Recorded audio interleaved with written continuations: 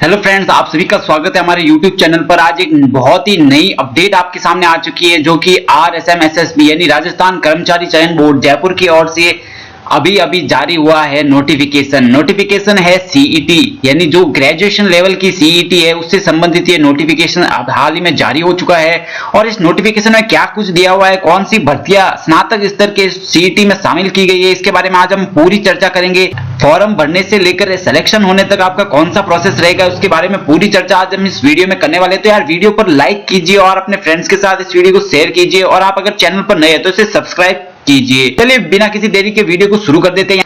यहाँ पर आप देख सकते हैं कि 21 सितंबर को ये नोटिफिकेशन हाल ही में जारी हो चुका है। और ये CET यानी जो CET कॉमन एलिजिबिलिटी टेस्ट है, समान पात्रता परीक्षा है, जो कि काफी समय से चर्चा का विषय रहा है, वो ये जारी हो चुका है। और ये स्नातक स्तर का यानी ग्रेजुएशन लेवल की ये CET आपको यहाँ पर देखने को मिल जाती है। ठीक है गाइस, तो यहाँ पर आप देख सकते हैं कि इस ग्रेजुएशन लेवल की CET में कौन सी वैकेंसी शामिल की गई है। तो यहाँ पर आप देख सकते हैं राजस्थान होमगार्ड अधीनस्थ सेवा यानी प्लाटून कमांडर का पद है। और यहाँ पर जो सिंचाई सेवा वाला अपना राजस्थान का डिपार्टमेंट है, वहां पर जिलेदार और पटवारी की कुछ पोस्ट है यहाँ पर दिख रही है। ये पटवारी वो वाला पटवारी नहीं है जो अभी हाल ही में संपन्न हुआ है, ये सिंचाई विभाग का पटवारी पद अलग होता है। ठीक, इसके बाद अगले की बात की जाए तो यहाँ पर अधीनस्थ लेखा सेवा यानी अकाउंटेंट में आ जाता है, कनिष्ठ लेखाकार का पद है। फिर तहसील राजस्व लेखाकार है, महिला पर्यवेक्षक है, अपर जेलर है और छात्रावास अधीक्षक। ये सभी जो परीक्षाएं आपको यहाँ पर नजर आ रही है, ये सब ग्रेजुएशन लेवल की है। यहाँ पर अगर बात की जाए तो इन सभी फॉर्म यानी ये सारी परीक्षाओं के अंदर बैठने के लिए आपको ये ग्रेजुएशन वाली CET यहाँ पर देनी पड़ेगी, यानी इसका एग्जाम आपको देना पड़ेगा, तभी आप इन सभी परीक्षाओं के अंदर बैठ पाओगे। ठीक है, अगर पात्रता की यहाँ पर बात की जाए तो यहाँ पर जो दिशा निर्देश दिए गए हैं उनमें यही सब लिखा गया है कि आपको CET साल में एक बार आपका CET होगा, वहां पर आप जो भी नंबर प्राप्त करेंगे आपको पता चल जाएंगे। और यहाँ पर आपको 15 गुना बच्चों को यहाँ पर ये जो वैकेंसीज आपको नजर आ रही है इनके अंदर जितने पद होंगे उनके 15 गुना बच्चों को यहाँ पर सम्मिलित किया जाएगा। यानी आप सबसे पहले CET परीक्षा देंगे, उसमें आपको जो भी नंबर मिलेंगे वो आप देख लेंगे। फिर इन वैकेंसीज में जितने भी पद होंगे उनके 15 गुना बच्चों को टॉप जो CET में टॉप करेंगे वो उन बच्चों में से इन पदों के 15 गुना बच्चों को सिलेक्ट किया जाएगा। अगर आप उन 15 गुना में आते हो तो आपने जिस वैकेंसी के लिए फॉर्म भर रखा है उस परीक्षा में आप बैठ पाओगे। यानी यहाँ पर काम काफी ज्यादा डबल हो जाता है। आपको सबसे पहले CET देना पड़ेगा, फिर उसमें अच्छे नंबर लाना यहाँ पर आपके लिए बहुत इंपॉर्टेंट हो जाता है, ताकि आप 15 गुना अभ्यर्थियों में शामिल हो जाओ। उसके बाद आपने जिस वैकेंसी के लिए फॉर्म भरा है, मान लीजिए कि आपने इसमें कनिष्ठ लेखाकार के लिए फॉर्म भर रखा है, तो अगर आप उनमें 15 गुना में आ जाते हो तो फिर आप कनिष्ठ लेखाकार की परीक्षा दे पाओगे, वरना आप परीक्षा नहीं दे पाओगे। अब ऑनलाइन आवेदन की प्रक्रिया की अगर बात की जाए तो यहाँ पर आपको OTR करना पड़ेगा। अगर OTR की बात की जाए तो पहले ये RPSC की वैकेंसी के अंदर ही होता था, लेकिन अब RSMSSB ने भी OTR को लागू कर दिया है। तो आपको सबसे पहले अपने SSO ID पर जाकर OTR करना पड़ेगा। अभी पिछले वीडियो में ही हमने बताया है कि OTR करना आपको बहुत ही ज्यादा जरूरी हो जाता है, क्योंकि आज नहीं तो कल ये आपके प्रॉब्लम क्रिएट करेगा। तो अगर आपने अभी तक OTR नहीं किया तो आई बटन में आपको वीडियो दिख जाएगा, वहां पर क्लिक कीजिए, डिस्क्रिप्शन में भी उसका लिंक मिल जाएगा। ये वीडियो देखिए और अपना OTR जल्दी से कीजिए। OTR करने के बाद आपको यहाँ पर CET के लिए आवेदन करना पड़ेगा। CET के लिए आपका आवेदन शुल्क यानी फीस क्या रहने वाली है, तो वही फीस है जो हर एग्जाम की होती है। यानी जनरल के लिए 450 रुपए है और OBC के लिए 350 और SC ST के लिए 250 रुपए है। अगर आपकी आय 2.5 लाख से कम है तो आपको भी 250 रुपए ही देने हैं। पॉइंट नंबर 3 में कि CET के अंतर्गत संभावित रिक्त पद कितने हैं, तो आपको प्लाटून कमांडर में 43 पद देखने को मिल जाएंगे, जल संसाधन विभाग में पटवारी में 272 पद है, और यहाँ पर कनिष्ठ लेखाकार के 1923 पद यहाँ पर आपको देखने को मिल जाएंगे।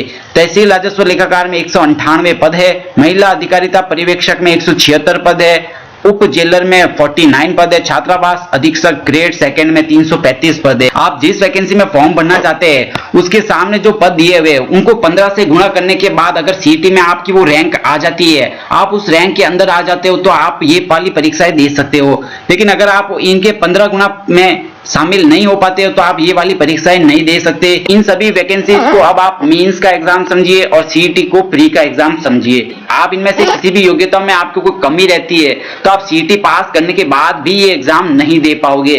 तो गाइस, आपको जो भी फॉर्म भरना उसकी शैक्षणिक योग्यता आप यहाँ से आराम से चेक कर लीजिए।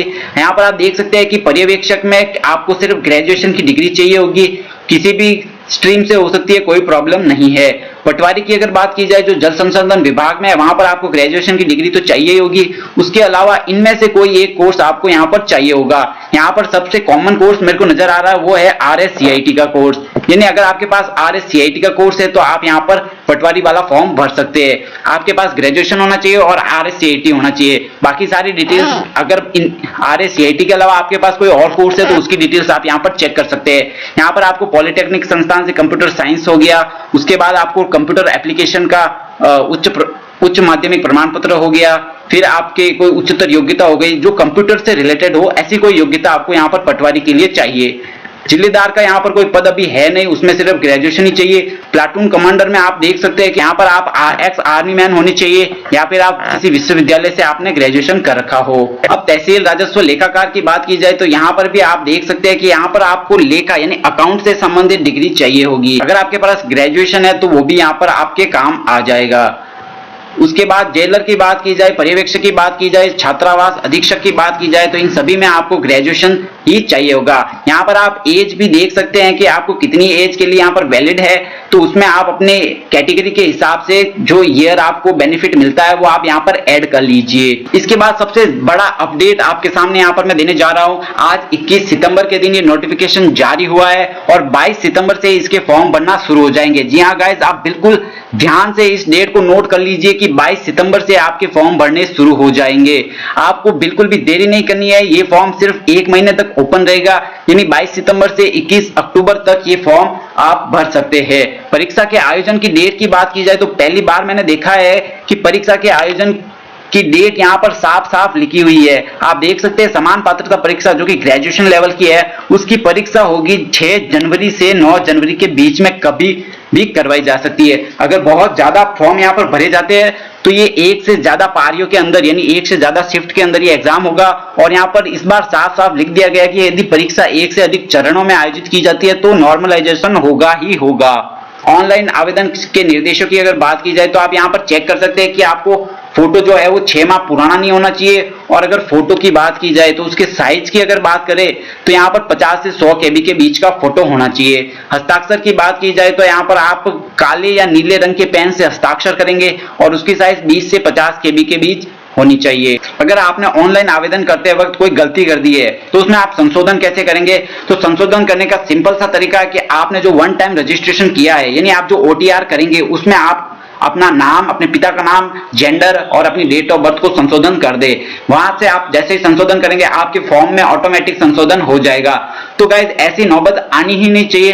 तो आपको OTR कितने अच्छे तरीके से करना है इसका वीडियो देखना है तो आप डिस्क्रिप्शन में आपको OTR कैसे करना है सही तरीके से ताकि कभी जिंदगी में संशोधन करने की जरूरत ना पड़े, तो इसका मैंने वीडियो डिस्क्रिप्शन में दे रखा, आप वो जरूर चेक कीजिए। अगर आप संशोधन करना चाहते हैं तो 300 रुपए उसका शुल्क होने वाला है। ठीक है, सबसे धमाकेदार बात आपके सामने आने वाली है कि CET का जो यहाँ पर सिलेबस है वो भी यहाँ पर जारी हो चुका है गाइस। जी हाँ गाइस, मैं बात कर रहा हूँ CET के स्नातक स्तर के जो सिलेबस है वो भी यहाँ पर जारी हो चुका है।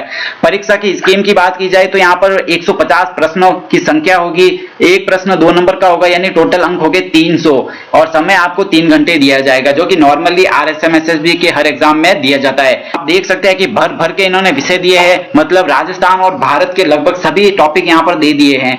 अगर यहाँ पर बात की जाए तो ऑब्जेक्टिव टाइप का आपका पेपर होगा और इसमें नेगेटिव मार्किंग नहीं होगी। सबसे बड़ी अपडेट है कि CET में नेगेटिव मार्किंग नहीं होगी, आपको पूरे प्रश्न सॉल्व कर देने चाहिए। और अगर सिलेबस की बात की जाए तो आप यहाँ देख सकते हैं कि भारतीय राष्ट्रीय आंदोलन पर विशेष बल के साथ राजस्थान और भारत का इतिहास, मतलब यहाँ पर राजस्थान और भारत का इतिहास आपको पढ़ना है लेकिन आपको भारतीय राष्ट्रीय आंदोलन पर बल ज्यादा देना है। तो इस प्रकार से ये टॉपिक आप यहाँ पर देख सकते हैं। सिलेबस की अलग से PDF बनाकर मैं डिस्क्रिप्शन में आपको प्रोवाइड करवा दूंगा, आप वहां पर चेक कर लीजिए। उसके बाद राजस्थान का इतिहास, कला, सांस्कृतिक, साहित्य, परंपरा, विरासत आपको सभी दे दिया गया है जो कि राजस्थान को पूरा कवर कर लेता है। उसमें आप यहाँ पर टॉपिक्स देख सकते हैं। फिर यहाँ पर आपको देखने को मिल जाएगा भारत का भूगोल जो कि मेरे को स्टैटिक टाइप का ज्यादा लग रहा है। यहाँ पर आप फसलें, खनिज संसाधन, उद्योग, राजमार्ग, जीव जंतु, नदियां, मानसून, पर्वत, पठार ये सब देख सकते हैं जो कि भारत का अगर देखा जाए तो भूगोल में जो स्टैटिकल जियोग्राफिक होता है वो यहाँ पर ज्यादा दिया गया है। ठीक है गाइस, उसके बाद आगे बढ़ते हैं तो राजस्थान का भूगोल यहाँ पर पूरा दे दिया गया है, मतलब आप ऐसा समझिए कि आपको राजस्थान का भूगोल पूरा पढ़ना है। उसके बाद बात की जाए तो राजस्थान पर विशेष बल के साथ भारतीय राजनीतिक व्यवस्था, यानी आपको इंडियन पॉलिटी पढ़नी तो है लेकिन आपको राजस्थान का विशेष ध्यान रखना पड़ेगा वहां पर। मतलब इंडियन पॉलिटी में जो राजस्थान के बारे में बातें बताई गई है वहां पर आपको ध्यान देना पड़ेगा। और यहाँ पर इस बार काफी अजीब अजीब से टॉपिक और नए टॉपिक यहाँ पर आपको दे दिए गए हैं, जैसे संघीय राज्य कार्यपालिका निर्वाचन आयोग, नियंत्रण मालिका परीक्षक, और ये छोटे छोटे जो पद है उनके बारे में भी डिटेल से आपको पढ़ना पड़ेगा। अगला यहाँ पर आपको देखने को मिल जाएगा भारत की अर्थव्यवस्था, यानी इंडियन इकोनॉमी और राजस्थान इकोनॉमी, यहाँ पर दोनों ही आपको पढ़नी पड़ेगी। इंडियन और राजस्थान इकोनॉमी दोनों, जो कि काफी ज्यादा हार्ड यहाँ पर माना जाता है, वो भी आपको पढ़ना पड़ेगा। अब यहाँ पर साइंस भी आ गया है, विज्ञान और प्रौद्योगिकी भी यहाँ पर आपको देखने को मिल जाएगा, जिसमें आपको थोड़ा बहुत बायोलॉजी, फिजिक्स, केमिस्ट्री देखने को यहाँ पर मिल जाएगा। और उसके बाद नॉर्मल जो डेली साइंस होता है वो भी यहाँ पर देख सकते हैं। उसके बाद रीजनिंग के काफी ज्यादा टॉपिक यहाँ पर आप देख सकते हैं। आधे टॉपिक तो रीजनिंग के हैं और जो नीचे के टॉपिक आप यहाँ पर देख सकते हैं वो सब मैथ से रिलेटेड है। मतलब आप सिलेबस देखकर ये बिल्कुल मत समझिएगा कि यहाँ पर सिर्फ रीजनिंग दी गई है, यहाँ पर गणित भी दी गई है। ऊपर सिर्फ ऐसे लिखा हुआ है कि तार्किक विवेचन एवं मानसिक योग्यता, जिसे पढ़कर लोग सोचेंगे कि ये सिर्फ रीजनिंग ही है और गणित नहीं है। लेकिन आप नीचे अगर पूरा पढ़ेंगे तो यहाँ पर आप देख सकते हैं ratio, average, profit loss method, unitary method, percentage, area हो गया, मैथमेटिकल ऑपरेशन हो गया, एवरेज, रेशियो, यहाँ पर सब दिया गया है। तो इसका मतलब है कि यहाँ पर आपको गणित भी पढ़नी पड़ेगी। सामान्य हिंदी के सिलेबस को देख सकते हैं। हिंदी में यहाँ पर वही नॉर्मल वाले टॉपिक यहाँ पर दे रखे हैं जो हर एग्जाम में आते हैं, शुद्धिकरण वाले, और जनरल इंग्लिश भी यहाँ पर आप देख सकते हैं। उसके बाद कंप्यूटर के भी 4-5 टॉपिक यहाँ पर दे रखे हैं जो आप यहाँ पर देख सकते हैं। उसके बाद आपको करंट अफेयर्स भी यहाँ पर दे रखा है, जब राजस्थान, भारत और अंतरराष्ट्रीय स्तर का करंट अफेयर्स होगा, खेलकूद होगा और चर्चित व्यक्ति यहाँ पर दिखाई दे रहा है। तो ये इस तरह से सीटी का पूरा नोटिफिकेशन जारी हो गया है। आप सिलेबस को देख के, कितना भयंकर सिलेबस यहाँ पर दिया गया है, इतना बड़ा सिलेबस आदमी कैसे कवर करेगा मुझे बिल्कुल समझ नहीं आ रहा है। तो ये सीईटी का एग्जाम काफी ज्यादा हेडेक होने वाला है हर स्टूडेंट के लिए जो तैयारी कर रहे हैं। तो गाइज इसी तरह से अब इंतजार रहेगा सीईटी, जो कि 12th यानी सीनियर सेकेंडरी लेवल का जो सीईटी का नोटिफिकेशन होगा उसका भी इंतजार ऐसे ही रहेगा। उसके अंदर भी काफी बड़ी बड़ी भर्तियां शामिल होने वाली है, जिसमें एलडीसी और कई सारी भर्तियां उसमें शामिल होगी। तो वो नोटिफिकेशन जैसे ही आता है आपको हमारे चैनल पर उसका वीडियो मिल जाएगा। तो आप हमारे चैनल को सब्सक्राइब कीजिए और नोटिफिकेशन बेल को जरूर प्रेस कीजिए ताकि आप सबसे पहले वीडियो आप तक पहुंच जाए। आप सिलेबस यहाँ पर देख सकते हैं, तो कितना विशाल सिलेबस यहाँ पर आप देख सकते हैं, जिसमें करंट अफेयर्स है, कंप्यूटर है, इंग्लिश है, हिंदी है, उसके बाद रीजनिंग है, मैथ्स है, साइंस है, उसके बाद आप राजस्थान इकोनॉमिक्स, इंडियन इकोनॉमिक्स और पॉलिटिकल साइंस है, उसमें जियोग्राफी हो गया राजस्थान और भारत दोनों का ही, फिर उसमें आर्ट एंड कल्चर हो गया और उसमें हिस्ट्री हो गया। इतना भयंकर सिलेबस यहाँ पर दे रखा है सीईटी का। इतने कम टाइम में कैसे बच्चे कवर करेंगे इस बारे में कोई आइडिया नहीं है। अच्छी बात सिर्फ यही है कि यहाँ पर नेगेटिव मार्किंग बिल्कुल नहीं है। तो यार ये सीईटी का नोटिफिकेशन है, आपको डिस्क्रिप्शन में इस पूरा नोटिफिकेशन आपको देखने को मिल जाएगा, वहां से आप डाउनलोड कीजिए और देख लीजिए सीईटी का फॉर्म आपको कैसे भरना है। तो इसका वीडियो हम जल्द ही, जैसे ही फॉर्म भरना शुरू हो जाता है आपके सामने वीडियो आ जाएगा। तो आप बने रहे हमारे चैनल पर, मिलते हैं नए वीडियो के साथ। Bye bye.